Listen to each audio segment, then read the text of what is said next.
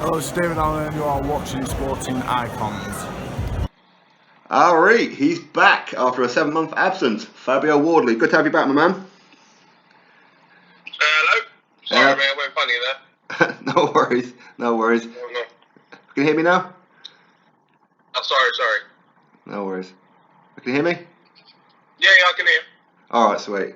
How's everything? How's life? Yeah, everything's going really good, thank you. It's all going well. In the gym, been in the gym consistently since the new year. Just grinding through, really working, staying ready, getting some things sorted. Yeah. Well, the last time that I spoke to you was you've had 2 fights since then, actually. Lewandowski and another guy, I can't remember his name. Mario Strunz. Yeah, that's him. And it was about 2 or 3 days before you went over to spar and help out Oleksandr Usyk. Oh, okay. Yeah. That was good. That was early, actually. It was early last year, wasn't it? I think I was up with them in about March time last year. So, since then, obviously, I've had a few fights. I did a camp in Miami as well with Hrgovic. Oh, yeah, how was I went that? over there just before obviously his fight in Saudi. I was over there. I was in Miami for a month with him, helping him get ready for his fight. Yeah. And then, unfortunately, at the end of that camp, I sustained an eye injury because I had a fight booked for myself in December. Yeah, with Simon Villini, wasn't it? Yeah, with Simon Villini. But unfortunately, I had to pull out of that, obviously, because of the injury. So that's all healed up now. That's all sorted. We're back on track, like I said. I've just been in the gym, training and getting ready. Nice. And how was the sparring with Hrgovic? Apparently, he's a pretty brutal sparring partner. Yeah, he is. He's quite he's your come forward. He likes that. There's no half sparring. There's no technical sparring. It's a full on spar. It's a full on war, and it's good. It's nice it's nice that change of pace sometimes, because depending on where you go, depending on who you're sparring with, different people want to spar in different ways. But with him, it's probably the closest thing you're going to get to a full fight replicated. I mean, he reminds me of a Vitaly Klitschko with his style. Yeah, very similar. He's got that strong Eastern European stance of quite strong and upright, and the hands very high up and just in front of his face. So, yeah, he's got a lot of similarities with the Klitschkos. Yeah. Is that a fight that you'd like at some point? Yeah, definitely later in the year. Yeah. I mean, sorry, not later in the year, but later down my career, later down the time. Yeah, I think that'd be a good fight. Like I say, I'm game to fight anyone. I just need time to kind of develop a tiny bit more. Like last year, I didn't get as many fights as I wanted. I didn't get my full kind of development process out of the way, but it's not a problem. We'll skip a few steps ahead and we'll keep going. Oh, nice. So, what's the plan for 2020 then? Have you had your meeting with Dillian Whyte and gone through what the potential plan is? And yeah, I've had a meeting with the team. I've had a meeting with Dylan. We've all met with Eddie and stuff, and we've talked about what's going to go on for the year and that. So we're hoping to reschedule the Villini fight. Yeah, I heard about that. That's plan number one. That's plan A, is obviously get that rescheduled, get that title back on the line, get everything sorted so we can do that again. That's plan A. That seems to be going fine. I don't think there's going to be any problems with that at all. Just waiting on some minor details really to get sorted, and then we should be good to go with that. Really, that's the first one. Beyond that, really, I'm trying not to look too far or plan too far ahead, because especially with boxing, you kind of never know what could happen, what fights could appear, who could call you out, or just anything really, how anything could turn. So that's kind of plan A. The only other secondary plan I have really is to have a very busy year. So I want to be out quite a lot. Like if I'm not injured or if there's no reason why I can't be fighting, I want to be fighting basically. So yeah, because I think you're past the journeyman stage now, aren't you? Sorry? You're past the journeyman stage now. Yeah, definitely. Yeah. I think I am. I think I'm past that now. Like we need some real fights, some real opponents, real contenders. And that's what I want to go for, really. It's just staying on top of my game and challenging myself against some good competitors. So, and I want to do that as regularly and as consistently as possible. So that's my plan. That's what I want to do. Like I say, Villini is the first real goal, the first real what I want to do with my year. And then from then onwards, it's just about really staying busy, staying on top of things, and getting as much experience as I can. Well, I know a bit because obviously I live in Newcastle, and Okay. so obviously I hear certain things, and one of them could be that fight could potentially be here in Newcastle. Is that true? There's rumblings up in Newcastle, and there's talks. I'm the eyes and the ears of the Northeast. Yeah, that's where it could be. That is a place it could be. We're looking at, that's one of the dates we're looking at, and one of the places that we're looking at. Like I say, I'm not too fussed about where it is. I know Bilili is from up north, so maybe it'll play into his hands a bit better, a bit more. But that doesn't bother me at all. I don't mind that. It's not a big issue to me about where the ring is, as long as it's there and as long as I've got him in front of me. They're the big two things that matter, really. Yeah. Other than that, he's from Middlesbrough, isn't he? Yeah, he's from Middlesbrough, I think. So we're comfortable up north. But that's probably the front runner for where it could be, the show it could be on, definitely. Yeah, and maybe we shouldn't really like release a date yet because it's not official, but the date is sometime in April. Is what we're looking at. Yeah. That's the time we're looking at. So yeah. it just depends when, really, on the rest of the show. The problem is at the moment is that we're it's funny because we're waiting for like the big boys to sort out their shows, but when they're fighting and then when they want to go out and stuff like that. So like even like your Joshua's and the Usyk and even Dillian as well. But once they've decided on what they're doing, then the shows around them can kind of fall into place. Yeah. Okay. So that's where we are at the moment. Okay, so potentially, if Dillian does get out in April himself, you could be fighting for Lily on potentially his card. Possibly, yeah, very possibly. If that's how it works out, then yeah. Like I say, it just depends on when them big boys are planning to get out of the ring, get out in the ring. Sorry.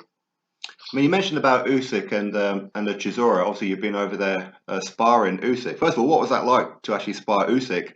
And second of all, who would you pick in that fight?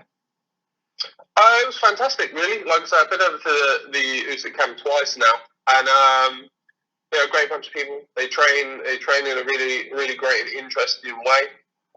So yeah, I always enjoy my time over there. It's always a really good camp that I'm always happy to go and do my bit and help out with. But I'll be honest, I really don't know. I think it depends on what Chisora turns up. If the Chisora that we know turns up, the one that like the Chisora that came against Dillian both times. If that one's there, if that's him, if he's up for it, if he's in the mood for it, then it could be a very, very rough night for Usyk. Just because he can be so unrelenting and just always pushing forward and just so on you and never really give you a space to breathe. It can be so demoralising and take so much energy out of you that it may come as a big shock to Usyk. But then again, you never know with Usyk. He can just put on an absolute masterclass and hardly get touched and bounce around all night. So it's one of those really that you don't really know 100% where to go. Because you sparred Tyson Fury before, if I remember rightly. Yeah, I've sparred Tyson Fury before. When he was a bit bigger, he was getting ready for one of his two like comeback warm up fights. I think it was Pinata maybe. But yeah, we sparred him because we had a good relationship with Ben Davison. He's obviously trainer at the time, who he's changed now. So that was how that came about. To be honest, we knew Ben quite well. We'd met with him and spoke with him loads, and we'd always been around him and stuff. So that was how that all came about. So that was really good. And do you think that we'll see a different Tyson this time in a rematch with Wilder? I think so. Yeah, I think like as well as he did in that fight, he did jump into it. I think a bit too soon after then just two kind of nothing fights, and then jump straight in there and put on a fantastic performance, to be honest. But I think there was a lot more. There was just them little slight things that if you weren't, he was still shaking off a tiny bit of ring rust while he was there, and I think that's what led to him getting caught them a couple of times, and obviously ultimately kind of missing out on the win. Even though even myself and I think probably 95% of the public still thought he won. At the end of the day, I think the scorecards matter. So yeah, I think that's what kind of was his downfall a bit. But now he's had two big kind of other fights, and he's had a lot more time in the ring and a lot more time in the gym, and he's trimmed off all that extra weight. Obviously got himself a new trainer who I think will shake him up a bit and not let him like run around a bit and be the showman that Tyson can be sometimes. I think they'll get his head right in the game and say, no, this is all about the fight right now. Is he as awkward as what people say when you're sparring him? Yeah, ridiculously. Yeah, ridiculously. Because he's so long, so there's so much space for you to make up initially just to even reach him. And then once you do make it up, his head and his waist movement is just non-stop, really. And then for such a big man, he's got such quick feet to twist and turn out of a corner or turn out of a space that he's gone again, and you've got to start the whole process again. So it's he's definitely as elusive as everyone says. Nice. And what about Dillian? Do you think that with obviously Andy Ruiz, apparently he's not interested in a Dillian just yet, so it looks like Dillian could potentially be fighting Povetkin. Is that an interesting fight for you? Yeah, definitely. Povetkin's always a very interesting fighter. Always, he's always game. He's always there to fight. I don't think you've ever really seen him in a boring fight. He's a come forward style. He likes to tear it up and likes to let them shots go. And Dillian's just the same. He's always an entertaining fight. So I think you put those two together and you have a great fight. A battle of the left hooks, isn't it? Massive left hooks as well. So it'll be interesting to see who comes out on top. Yeah, definitely. And one thing I've noticed about you, especially over like your last couple of fights, is that you seem to be a lot more patient now. Yeah, definitely. I think that was one thing I took from my first fight under Dillian, is that I rushed it so much, is that I was just constantly going for it and just letting shots off and just almost just trying too hard to kind of put on a massive performance or try to just make a massive show out of it, when really there's use the time, and I've just changed now to using the space and using the time and building and planning and plotting slower and slower and just opening and finding gaps eventually. That alongside obviously I fight more rounds now, it's gone to 6 and now to 8, whereas initially I was just doing 4s. I've got more time on my hands now, and to be honest, I prefer it that way. I like to ease in and a slower pace is better for me as a fighter, because then I can take my time to find your spots, your gaps, your weaknesses, and use those and kind of just build up that kind of mental log of where I can get you. Because I noticed with Lewandowski, I know like a lot of people were mocking him, but I mean, first of all, he turned out much bigger than I think most people thought he was going to.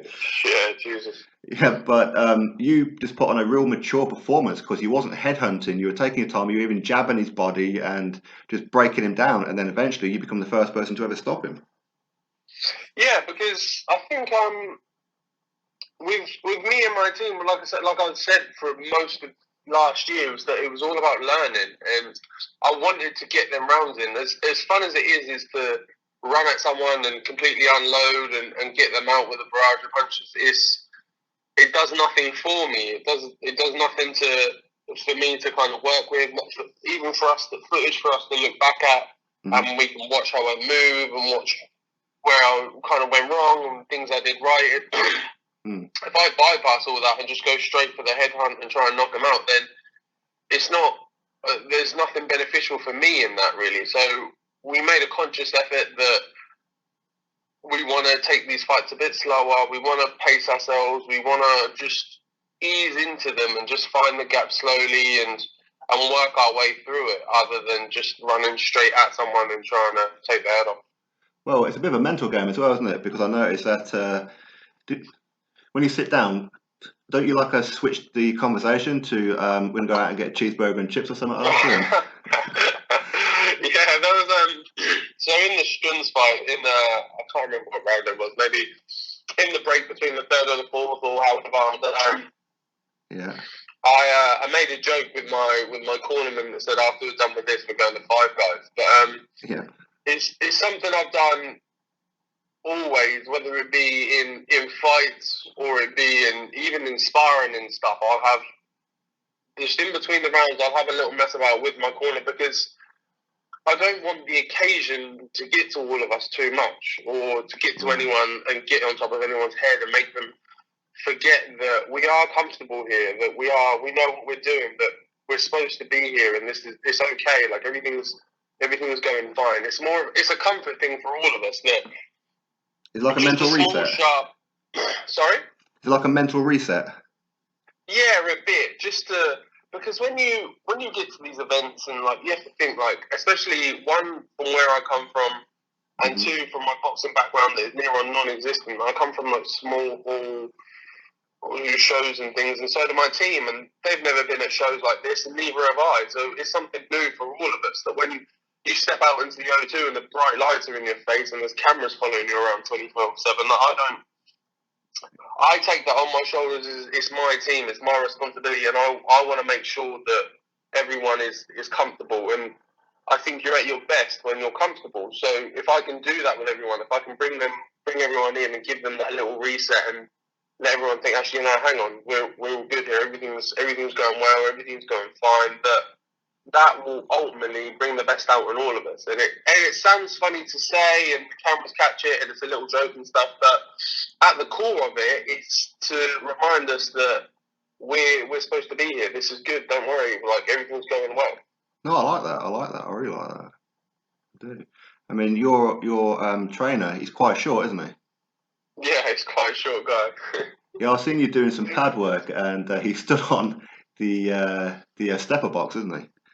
Yeah. So we like in different like he's quite a short guy, so we have to kind of replicate sometimes when I've got taller fighters, or just try not to get too used to punching down. So when he's holding pads, he holds them quite high, or if we're doing kind of static movement or movement around the target, then we'll get him on the box, and he can be a bit taller and get a bit used to me punching upwards. Yeah, and you try and knock him off it, I see. Yeah, there was a few times I've taken him off the box. That's fantastic. So you want to be out quite regularly this year, then you want to kind of like make up for, not necessarily like a lost time, because only like a one fight you missed out on, wasn't it? But you want to be out regularly this year.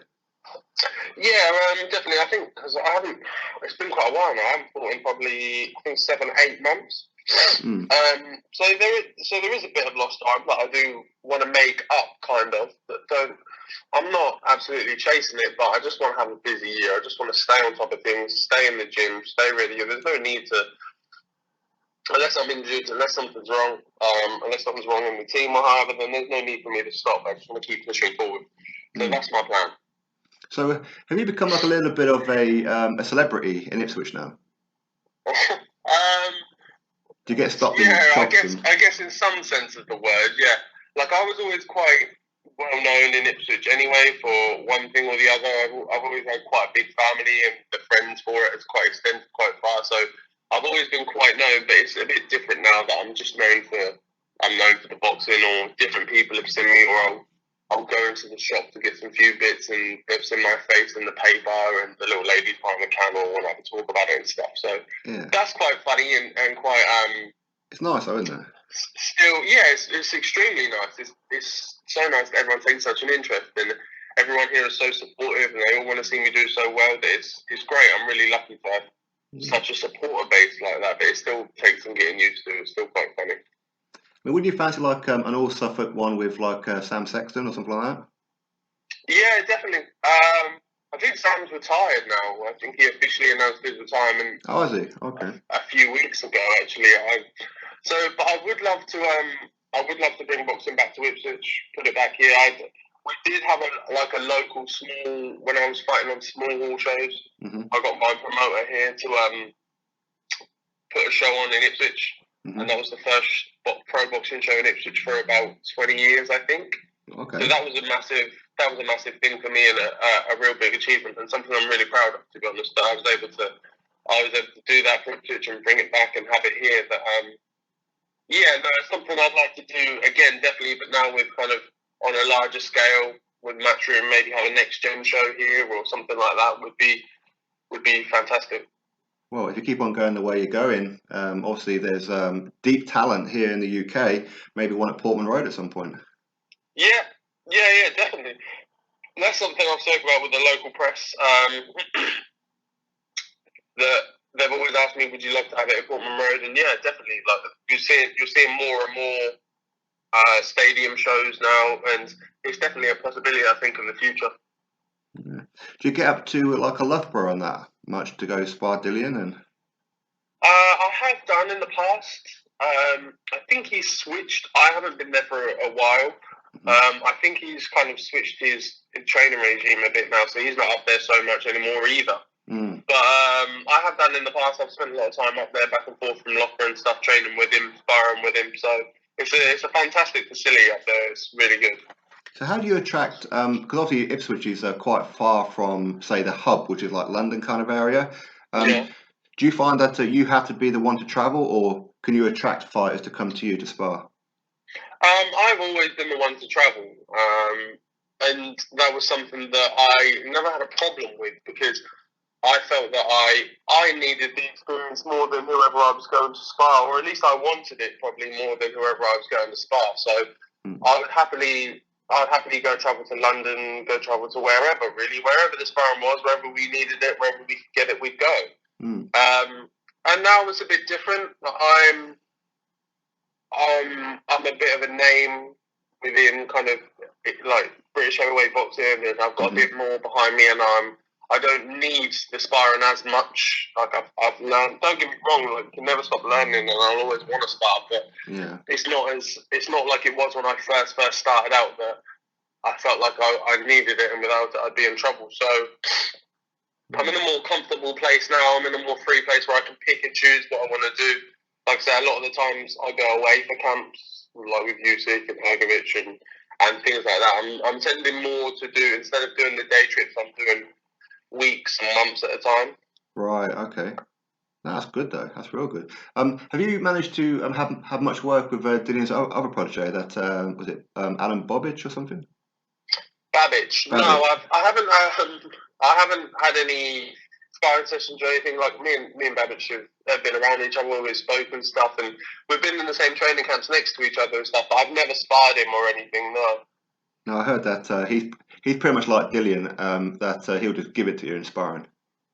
Yeah, literally. That's how he got the name, and I think that's what got Dillian so interested in him to sign him in the first place. Is that it was funny, to be fair, because in the group of me, Dillian, like Richard Riatpour and all the other boys that are attached to him and around him, when I got to like that sparring session, everyone was like, Fab, like there's this new guy here, Alan Babbage, like you need to meet him, you need to get in the ring with him, like he's just something else, like he just goes. Like everyone was talking about him and everyone was so like bigging up of how just like come forward he was and how much he loved to get stuck in. So it was really good. He's a really nice guy. I heard that he's been having a bit of a pop at his fellow countryman in Hrgovic. Yeah, I heard something about this. I think something to do with like the Olympics. I think Hrgovic said he wanted to represent Croatia in the Olympics, and I think Babbage took an issue with that. Yeah. He thinks it should belong with the amateurs. I don't think he thinks that if you're pro now, you can just roll back into the amateurs and take a slot off someone.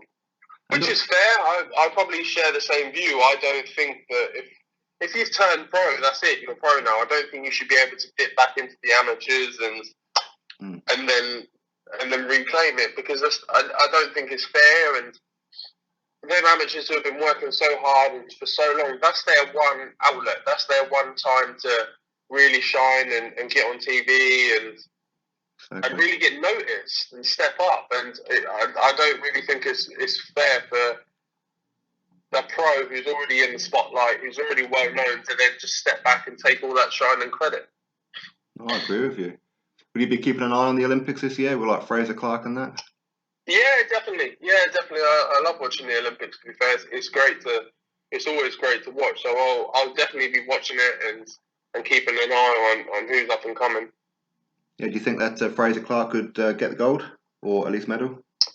Yeah, definitely. I at least think he could medal. Most definitely. He's been a strong member of Team GB for years and years now.